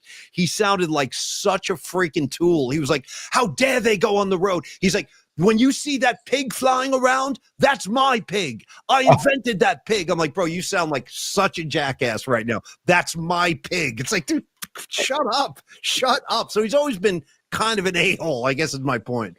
Dare I wonder and ask, is there any like jealous factor of the stardom that Ozzy achieved and had in his lifetime versus Roger Waters maybe not appreciated as the star that Ozzy was appreciated? I don't know. I'm just guessing because first of all, Waters is out of his mind because to create the type of material that he created, there's definitely a lot going on inside that dome. But to just go out here, good, by the way, obviously. Right. Not all good. And John Joseph, yes, Waters is delusional. Yes, he is. But delusional created like what I was talking about, all those I mean, like, if you go back and listen to The Wall, I remember the first time I heard The Wall, I was like, how does somebody create this? Like, where was all this? Like, this is just wacky. Well, gotta be fair. Let's now. I can't believe we got to rush to the defense of these guys. But let me just say, it wasn't all Waters because Gilmour had his hands in that thing too. Like he definitely wrote a bunch of songs on The Wall. Yeah, but Waters wrote most of it, and Waters wrote like a lot of the early stuff too. I mean, some of the most beautiful Pink Floyd is written by David Gilmour. Right, with those long sustained those notes with those those solos with those long sustained notes. Yeah. But so yeah, no, dude, not discrediting the rest of Pink Floyd at all. I'm just saying that a lot of the brilliance of Pink Floyd was Waters, but it's also you're dealing with like the ego and the Dude, go ask David Gilmour how cool of a guy Roger Waters is. He'll tell you all about it. Hey, anyway, Tony, listen, I asked you for 2 minutes, you gave me 8, so I think we're cool. We got it. No, and I wanted it. I really did because I know you love Floyd, and I know you love Ozzy, and I love Floyd too, but not at the level you do. So, and I got really pissed when I saw that, and I just wanted to check in with you on that because we hadn't rapped about it yet. If there was like if South Park made a Ozzy versus Roger Waters like boxing match, great idea. Great. Dommy, get to work on that. Yeah, great idea. Hey, bite his freaking head off and throw his carcass out into the audience. You know what I mean? I'm in Ozzy's corner 100%. And quick side note, if you haven't tuned into this season of South Park, holy Lord, do they not give an F? Yeah, they're going off. No, they're just going off. Yeah. It's actually refreshing and quite a sight to see. Give me Stevie B, and then we're going Long Bridge. We got to pick this up. Let's go. Give me Stevie B, Tony. And all in all, he's just a sour prick with some gall. Great call, dude. Thank you, Stevie B. Thank you, brother. Me and you, bro. We'll do the next song parody together. Okay. And when we do, I'll take you to Long Bridge Pizza for a reward. See how we transition, Tony? Just like that. Hey, Long Bridge Pizza, 3rd Street, San Francisco, Dog Patch. We love this place. We love Neil Donardi. We love Andre. We love Steven. We love everybody over there. It's a family affair. Shout out Sly Stone. It's a family affair. It is a family affair. Just like this show is a family affair with all of you guys. That's the same kind of principle and vibe that Neil brings into work every day when he goes down to Long Bridge. And you got to get in there. If you haven't been to Long Bridge Pizza yet, we're not doing this for kicks. We're doing this because it's legit. We represent places that make great pizza, and that is definitely Long Bridge Pizza with the sourdough crust. Stop by, join that vibe tribe, enjoy. I've been saying this since day one. Greatest playlist of music you will ever hear after the Giants game last week. Go back to Long Bridge. I got my gold bar thing from Escobar. We're posing for pictures. I got Peralta with me, Leah Phillips. I got Escobar. And they were pumping Sabotage by Black Sabbath at like 10 o'clock at night. I'm like, this is why I love this place, Tony. You got any visuals tonight? I'm not sure if you do. I'm just asking. I absolutely do. And I also I'm ready to look at a couple. Yeah. And I was also double checking too that the Giants are back in town, not tomorrow, but Friday. They're back in town hosting the Cardinals. And I thought they were on the road. Oh, that's a home game, T? Yeah. I thought they were. I think it's a road game, buddy. Really? Oh man, I could easily be wrong. I could be wrong. A lot of brain damage. Let me double check, dude. Brain damage eclipse. Stand by. Nice, nice. Let me just double check that, dude. Yeah, I apologize. They're actually in St. Louis. My bad, Paulie. My bad. Yeah. So when the Giants come back, hopefully still battling for the wild card, go to Longbridge before or after. But here, let's Tony, you can still go to Longbridge Friday and watch the Giants game in St. Louis and eat a pizza. I mean, nothing wrong with that. No question. And also check the Valkyries schedule. I know the Valkyries played last night, and I know that people go to Valkyries games and they go to Longbridge before the games at Chase Center. Check out the Valkyries schedule, and any home games, get to Longbridge before you go to Chase Center. Dude, and by the way, 3 blocks away from Chase. It's so great. But here we go. Here is some great Longbridge. Look at that. Chicken parm. There you go. There's the chicken parm, buddy. Yeah, dunk it in there. Dunk it. Dunk that. Yeah, see, man. Yeah, see, that's how it starts. This is how it starts. Chicken parm sandwiches were today on Wednesdays, and they also have the gabagool. And then that's how it starts. Is right. That's how it starts, and how it ends is me shoving that in my mouth. That's how it ends. And look at that thing, dude. That's a great looking sandwich, Tony. This is why I asked you for the visuals, dude. These are very well done. What's on that? What's the burger? Yeah. Give me the burger. Yeah. So this is the smash burgers that they do these on Tuesdays. These are the smash burgers on Tuesdays, and look at that. I mean, it's just. And the American cheese, man. It's all about the American cheese. I told you I had that burger last week before the game. That's a damn good hamburger. If you guys like your burgers, try one of Neil's. They're freaking great, man. Look at that thing. That thing looks killer. And then here we go. Oh, and then tomorrow, this is the Detroit style pizzas. This is the Thursday squares, the Detroit style squares. Look at this thing. They do these on Thursdays, man. Look at the crispy cheese crust on the crust, man. See, come on. You cannot lose. Whatever day you go there, they have pizzas every single day. But on Tuesdays, smash burgers, Wednesdays, chicken parms and gabagools, Thursdays, Detroit style squares, Thursday squares. So you can't lose. You really can't lose. And then probably then also there's this. You got this just your classic. That looks like a polymac pie. To be honest with you, that looks like the particle pie. Yep, it is. It is, and it's fresh. Look at that. Great logo, great pizza, great food, and without embellishment, great people too. Neil is such a good guy, and all the people that work at his place are super cool too. So Longbridge Pizza is my destination for pizza in San Francisco, and it should be yours too. Get on down there and enjoy. If you haven't had it yet, believe me, once you taste it, you'll be back. That's a guarantee. You will be back. This is great. No, this is great. Chip Lang, who he's one of the PMP Familia, he emailed in last week on Sunday. He emailed in on Sunday and said, I went to Longbridge. There was Stevie Ray Vaughan on the speakers. See? There was Pliny the Elder in my glass. There was the Polymac pizza and the box of spices. And it was post game of Giants. It must have been a Giants game. So that was from Chip Lang. So it's just, he's emailed that into paulyspod@gmail.com. And so thank you all for supporting Longbridge. By the way, Neil Donardi, his kids just transferred into the same school as my kids. And he's offered his services to make pizza at our fall festival in a few weeks. He's just like, yeah, I want to get involved. And I want to get involved in the school, and I'll make pizzas for the fall festival. So Neil, he really is about the vibe tribe and the family, man. And it's incredible. And we got, again, congrats to Andrew on their little baby girl.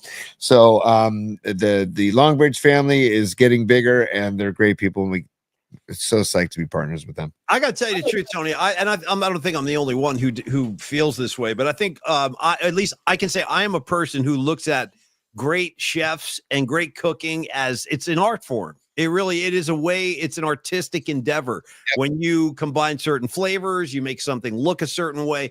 And when I watch those videos and I see the work and then the end result, like I consider Neil, I'm not kidding. I consider him to be an artist of sorts. He's an artist in a culinary sense. And once you taste his food, you're going to agree. You will know. Okay, Tony. And also really quickly, Paulie, I see the Nutter on the chat. He says, shout out to Andre at Longbridge Pizza. And who's the bigger Andre fan, you or me? I'll fight you over Andre. You know what I mean? And then there's Steven. Here's the thing. Tony and I are going to get in a cage match. We're going to fight over Andre. And then whoever gets through with Andre, the reward is Steven. We move our way through the whole place one by one. I'll fight over Andre. I'm just letting you know. That's how I feel about it. Tony, take me to bookmarks and then take me home. Let's get this done, kid. I'm going to start bookmarks with something you're not expecting, so stand by. Sorry, that was the bed. It's time. Sure, go ahead, laugh if you want to. For bookmarks. Maybe that's how you get your kicks. You and your good time buddies. PMP style. I got a flash for you, Joy Boy. Party time is over.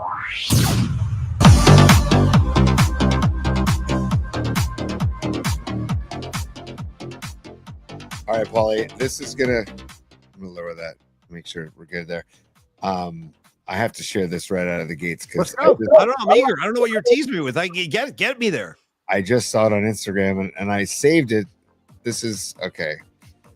Can you see that? You don't see that yet? Okay, let me just get it. Can I? Okay. Can you see what's going on here? Not exactly. I have no words. It looks like a convertible car with a ladder in the back. I don't know what I'm looking at. I don't know what this is. There's a guy driving a car and there's a drummer. Here, you know what? Let me pull the music down here. Yeah. Turn the music off. Totally. I like it already.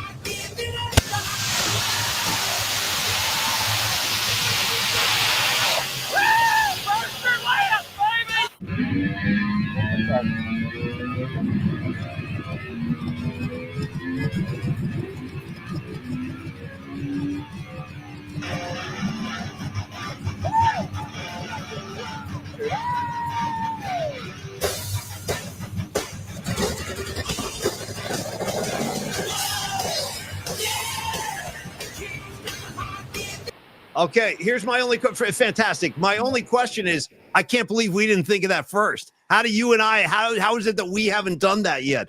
I salute those guys. Was that in the Bay Area? Was that local? I don't know where that was. I saw it on Instagram when I was looking at Long Beach pizza footage earlier today. I'm like, oh my god, I just got to share this tonight. So I loved it. Rapid fire. Keep them coming. Keep them coming. Let's get as many as we can. Yeah. Let me. Okay, I'm gonna.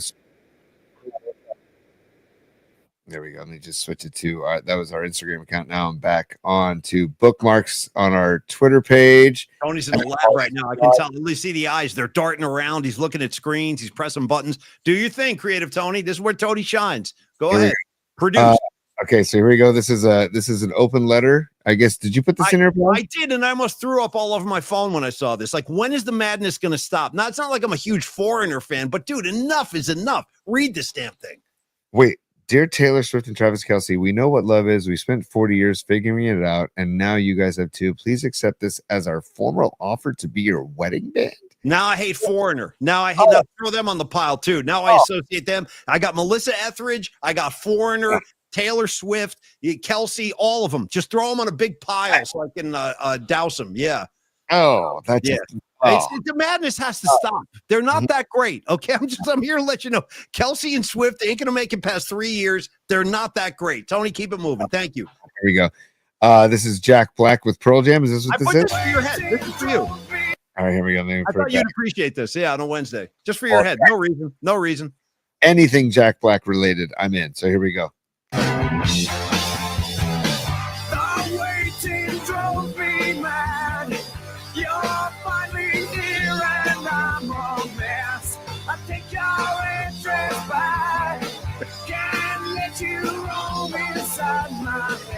That's all. I thought you'd appreciate a little hit. I know you love Pearl Jam. I know you love Jack Black. That's for you. That was for me to you. Little gift on a Wednesday. Anything Jack Black related, I'm in. So thank you. I love how he acts out the song, dude. I love how he say, "Take your entrance back," dude. The claw, yeah, dude. And I can't. I'm gonna zip past this. This is the guy saying that Ohtani is betting. Maybe we can get into this later on in the week. We'll do that one later. Yeah, no problem. This one is worth a share though. This is Super 70 Sports, and he says still one of the most inspirational athletic performances I've ever seen. Tekashi just laid it all on the GD line for Lambda that day. Drunk as F, nothing left to give. Heart of a champion. Could you augment this with some Tekashi music? Oh, sure, dude. Absolutely. Twist my arm. Come on.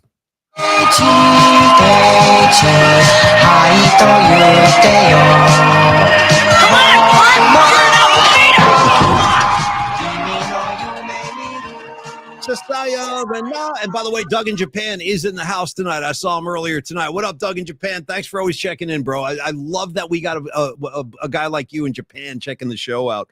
And Tony, I love the up tempo. Keep it moving. I love this. We can get a lot done tonight.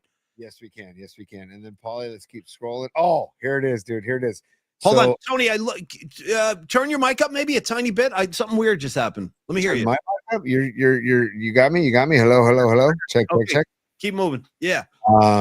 So this is. I don't know if you saw this in the summer.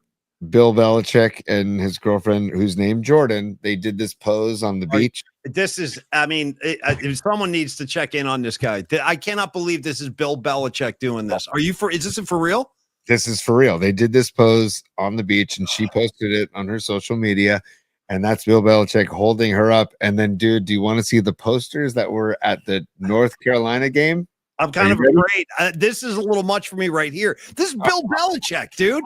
This is like, look at him, bro. Look at him. He's going to regret this so much, dude. In about a year, 2 years, when this thing collapses in a heap of flames, he is going to look back and say, what have I done? Oh my God, what have I done? He's going to be really kicking himself because this is horrible. That is just, I don't know what to say to that. All right, here we go, Polly. Well, this is the poster flying around Chapel Bill last weekend when TCU came and smoked them. There's the poster. Yeah, I don't blame him. I don't. Now, is this sarcastic or are they like saluting this? I don't know what, like, dude. Those are North Carolina fans, and it's a North Carolina Tar Heel blue. Like that is a like Air Jordan. They're like, we're going to embrace it. Tony, help me understand this. On it, I get it. He's swept off his feet by this young girl. I get that part of it, but dude, what's going on here, bro? I didn't know it had gotten this carried away. We got shirts and I mean, what the hell is he doing, dude? Dude, I have no idea, man. I have no idea. No Parcells must be sitting around like, what is this kid doing? Like all these guys that know Tom Brady must be like, Jesus, coach, take it easy, bro. Like, but to whoever made this poster, kudos. This is something that like Don Peralta would come up with. You know what I mean? Like it's a thing of beauty. It really is a thing of beauty. So Air Jordan, that's the Air Jordan that I teased earlier in the show. So can you read Rags' comment real quick for us, Tony? Read it to the group. Rags says, I've done some stupid S for some ass, but he's taking it a whole new level. Dude. Rags, you spelled it all out, my friend. You spelled it all out. I mean, that makes all of us, right? We've all kind of made ourselves look kind of silly at one time or another, maybe more than once in my case. But I will tell you this. I never did like any poses on the beach or anything. I did my fair share of stupid stuff. But that, dude, it's Bill Belichick, man. That's a guy. I am anyway. All right, keep it moving. Thank you for showing me that. Let's get a couple more in, and then we can wrap. I wasn't ready for that. I really wasn't. Yeah. This is where I thought it was Rags working out. So hold on. Okay. Are we ready? I see him. I don't know who this guy is. Yeah. Watch the guy in the pink shorts. I thought it was Rags working 100%, out. This is Rags. 100%. Yeah. Are we ready? Are you ready? I can't wait. I can't wait. Here you go. Give it to me. 100%. Oh, that's Rags all day.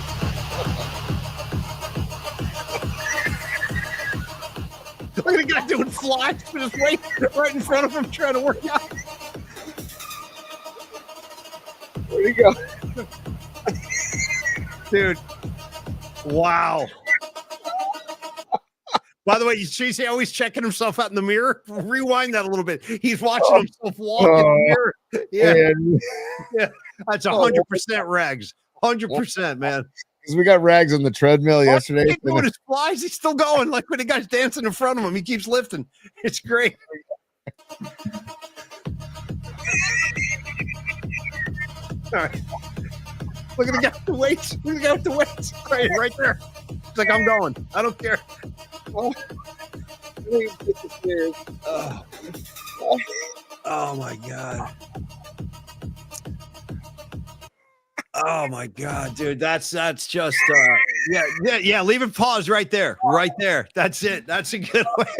I'm surprised nobody took a swipe at this guy. You get some ornery customers in a weight room sometimes. You know what? I think that's where we should wrap. That's a perfect way. There's nowhere to go from there. There's really nowhere to go. No, there is. I apologize, but there is. There's one more thing. Well, here's for Roger Waters. Roger, yeah, that's great. But there's your 8 captains. Flock friendly. I want to get to tomorrow, Paulie. Because we'll get to that tomorrow. Flock friendly, but we'll talk Montana as well. Brady. Yeah, there's a lot of good stuff in here. These are all the ones I put in like weeks ago. Yeah. I know, but there was something else. Where'd it go? Did it get out? Is it gone? I don't know what you're looking for. What are you looking for? It must be gone. No, these are like from today and yesterday. Kidding aside, so it's got to be around here somewhere. Whatever you're looking for. I apologize for all the scrolling, but it's shoot. It was the video of Bill Belichick creeping out the back door that is resurfacing now that all this talk about his girlfriend is in the mix, and it's just unreal, dude. So maybe I deleted it by mistake, or maybe you deleted it. I don't know. I don't think I saw that one. Oh, it's hey, what we've done tonight though is more than enough. After Tony's like you were like staunchly against the bookmarks. Today was a deep dive. I'm very happy with what we've done. Yeah, it's gone. Shoot, there it is. Okay, it's gone. It's gone. It's okay. All right, it's fine. We'll find it later. But it's, if anybody knows what I'm talking about, it's Belichick creeping out the back door of like some random house, and he's shirtless, and he's like doing the walk of shame at like 6 a.m. or 5 a.m. Bill Belichick? Yes. And how much lower can this go? Like, is this a real thing, or is this like a doctored photoshopped kind of thing? No. It's like a Ring camera, like a security cam. And he's like, is it recent, like from North Carolina, or is this like some old footage from years ago? It's old footage, but it's resurfacing basically. And I wanted to show it because it's like, he's in the news with this new girlfriend and everything. Oh, there it is. Stand by. Just give me a second, Pete. It'll be worth it. I promise you. 73-year-old Bill Belichick. Okay. Let me see. Did it pop up yet? There it is. Okay. I'll make the screen larger. Okay. Can we enlarge that? Yeah. Okay. Here we go. Are you ready for this, Paulie? Here we go. I don't know. Yeah. That's Belichick, dude. Shirtless. I don't know what time in the morning, sneaking out the back door. And he's just like, dude, I saw this, I don't know, maybe a couple years ago, and it just resurfaced. And it's just like, you've got to be kidding me, dude. I can explain this. I'm not that blown away by this because I think you could actually explain this. I think what I'm looking at here looks like something on Cape Cod, probably Martha's Vineyard, something like that during the Patriots years. He's probably, maybe he is sneaking out of some girl's house. I think he's probably just on vacation and he walked outside to get some out of his car. Whatever. Like, I think there's too many ways to explain this. I think the other one's way better. I think the Air Jordan thing, that wins for me. The Air Jordan's money, but this is, I think it was actually proven that he was up to no good. Basically. If that can be confirmed, then this is great. But there's too many other ways to punch holes in it. Like, he could be just getting something out of his car on vacation, because those are what the houses look like on Cape Cod. So I don't know. This is a debatable one. I'm not sure. Yeah. No, I'm pretty sure it was proven, but I'd have to go back and look. But it was just, that was in bookmarks, and it's just unbelievable. At the very least, wait, what did he say? Poor baby Jordan asleep, not realizing he snuck out. Nice, Robot Centaur. Nice. Rags checking in too. Nice nips. Yeah, that's right there too. All right, you guys, listen, we gotta wrap. We gotta let you guys get on with your evening. Thank you for the extended night flight tonight. Thank you, Creative Tony. Thank you, Stevie B, NorCal Refrigeration, Rags, Don Peralta, Robot Centaur, Noemi, Ray Goodman. Hey, the Hum Daddies. What's up, Hum Daddies? Good to see you guys. Creative Tony. If I didn't get a chance to promote this tonight, I meant to like an hour and a half ago, but Patrick Connor, good old Pecan, will join us on the show tomorrow. He's going to talk college football, get us ready for the NFL. So a little reunion of sorts tomorrow. Pecan comes home to hang with his boys, Creative Tony and Paulie Mack. Look forward to that. And then Friday, again, is going to be a big football show. We got a lot to get into, including the return of the hot and sour picks. Hey, Joe Schmo, what's going on, man? Thank you. Yeah, Pecan, that's the guy. Look at the reaction. You like that? Yeah, come on back tomorrow. We'll have him on the 11 o'clock show tomorrow. Creative Tony, final words? You have any final messages or words of wisdom for the community? Final words, just congrats on the Red Hot Giants. They've won, they're 10-1 in their last 11 games, 17 games straight with a home run, 36 home runs in that stretch. That's a new San Francisco Giants franchise record. There's a team from 1962, and the 1963 teams had 16 games consecutive. So tip of the cap to the Giants. And dude, they're playing great ball and they're making it interesting. I just love that they're making it interesting as we go into Niner football and we go into the NFL. I freaking love that at least there's a heartbeat, at least there's a pulse going on. Yeah, they're 2 games over 500 right now. They now have a winning record on the road. God, what a weird year this has been. Not that long ago, where people were banging the drums to fire Bob Melvin. banging the drums about how bad the Giants were at home. Remember they lost like 15-17 at home? I mean, it was really bad just a couple of weeks ago. So it is a pretty miraculous turnaround. Hey, Tony, you know what? Guess what? As far as I'm concerned, the fact that we had PMP night, okay, last week, Verlander gets it. I'm just saying, we might have had our hands in this on some cosmic level. Verlander gets his first win at home, pitching his ass off, gets another one over the weekend. Particles are sizzling. They're flying around. Tony, this is my new particle gesture. I'm going to start doing this when I talk particles. Inspired by Jack Black with the pull. But no, I'm just saying, maybe we had our hands in this thing on some cosmic level, dude. We put the particles in the yard, and now the Giants are playing winning baseball. I'll take it. You know what I mean? Love it. And Robot Centaur, I see you. When is FL going back on the air? Dude, we were texting. We're trying to figure out another time because he's doing a bunch of events with his brewery. So I would assume within the next week you'll see Jeremy FL doing another show. I'll let you guys all know because we love FL. He's part of the Bay Area Sports Collective.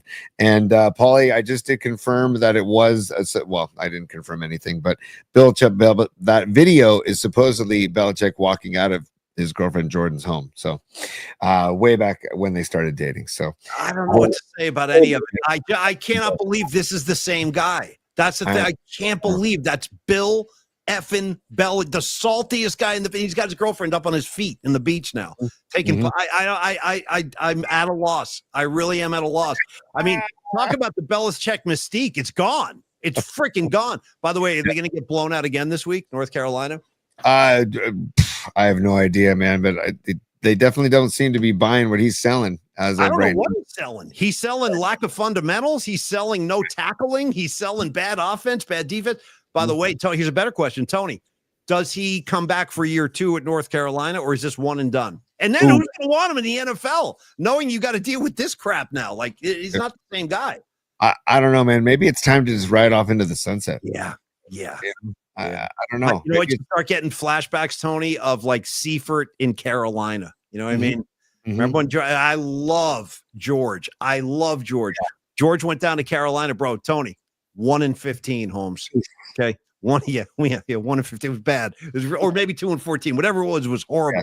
Yeah. And like Tony said, sometimes your best bet, get out of Dodge. You've done your work. You won 6 Super Bowls, bro. Go, you know what I mean? Go chill on Nantucket with this girl instead of having a parading around the sidelines. All right, Tony. Thank you for everything tonight. Great job producing. I know you had a lot going on. You got final words again? Take 2? Welcome to the NFL tomorrow. Season, the 2025-26 season begins tomorrow. Fly, Eagles, fly. I'm going to be, listen, people flap. I was flapping during the Super Bowl. I was flapping and, fly, Eagles, fly. Rags, I love you, buddy, but fly, Eagles, fly. And we'll see what happens. And then we got question mark. Fly, Eagles, fly. You're like, I don't know, maybe. Fly I'm not psyched about it at all. I know, I'm not either, bro. I totally feel the dilemma. I'm with you, brother. I do. I know what you're saying, man. Good, Stevie B. Instead of fly, Eagles, fly, Paulie. Pelican fly. Come on, Pelican. 100%. Fly, Pelican, fly. All right, Tony, give me Diamond Dave. Let's go home, everybody. One more time, though. So say good night to the bad guy.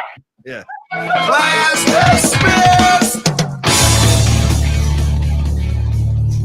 Hey, one more thing, Tony, and another thing. Dude, we cannot get out of here tonight. We're brushing up against a $140. By the way, I wanted to say also, I don't think I said this at the beginning of the show. I meant to promote Pecan. I meant to promote all of our platforms. I don't think I did either. So let me go back, as I should have done at the beginning, and thank everybody on Twitter. I'd like to thank everybody on Instagram. I'd like to thank everybody on TikTok. I'd like to thank all the good people watching on the Cron 4 Plus app. Thank you so much. Download that bad boy and enjoy the Polymac Particle Show on the Cron 4 Plus app. Wherever you're picking up the show, we really appreciate it, you guys, very, very much. If you could be good enough to like it. What else are they supposed to do, Tony? Like it and what? What else? Subscribe, become a PMP VIP, and while you're toasting the Instagram live people, Paulie, DG Cahias joined. Dude, Thin Tim. What's up, Thin Tim? Thin Tim's watching on Instagram. Loke Leasy. It looks like Loke Leasy. Geronimo. Joshua Belding. Hot Plate 33. That's RC Davis. What's up, RC? Nice. What's up, RC? Thin Tim. Yeah, we got kids. Yeah. Dizzle. I call him Dizzle. I love Dizzle. We got Green Sports Bars watching. Hell yeah, dude. Mr. Diamond 36. I think that's my buddy Matt Diamond. What's up, Matt?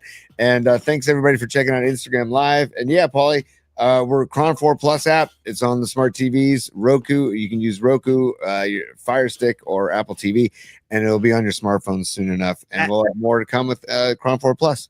And Pat Connor tomorrow. Old Pecan joins us for some football talk. Tony, you talk about Matt Diamond checking in. There's no way I'm ending this show without shouting out Mike Diamond. My name's Mike D, and I get respect. You're cashing your jewelry or what I expect. And then finally, Tony, Black Diamond by Kiss. Ooh, Black Diamond. By the way, Pearl Jam has covered that, by the way. They've covered it. I can't end the show without Diamonds and Pearls by Prince. All right, now, here we go now. You want to go Diamonds and Pearls? I'm coming right over the top. Fine. You go Diamonds and Pearls. I'm going David Bowie, Diamond Dogs. Okay? Diamond Dogs. Yeah. I'll go Shine On You Crazy Diamond, even though we don't like Roger Waters anymore. I'll give you Shine On You Crazy Diamond. Any other diamonds? Now's the time. Diamond David Lee Roth. There's another one. Yeah, I mean, you had me at Shine On You Crazy Diamond. I could Okay, even though we don't like Waters anymore. Yeah, it's tough, man. He's making it tough, man. He's making it really tough. He's testing the limits of this relationship. All right, Tony, have a great night. You guys, thank you so much for supporting the show. We love all you guys very much, and we'll do it again tomorrow. I'll say Diamonds and Rust, dude. John Joseph, Diamonds and Rust, 100%, brother. All right, you guys, I will see everybody tomorrow at 11 a.m. Tonight we had a very fun show, and we'll do it again at 11 a.m. tomorrow. Peace, y'all. Have a great night. Peace, everybody. Take care.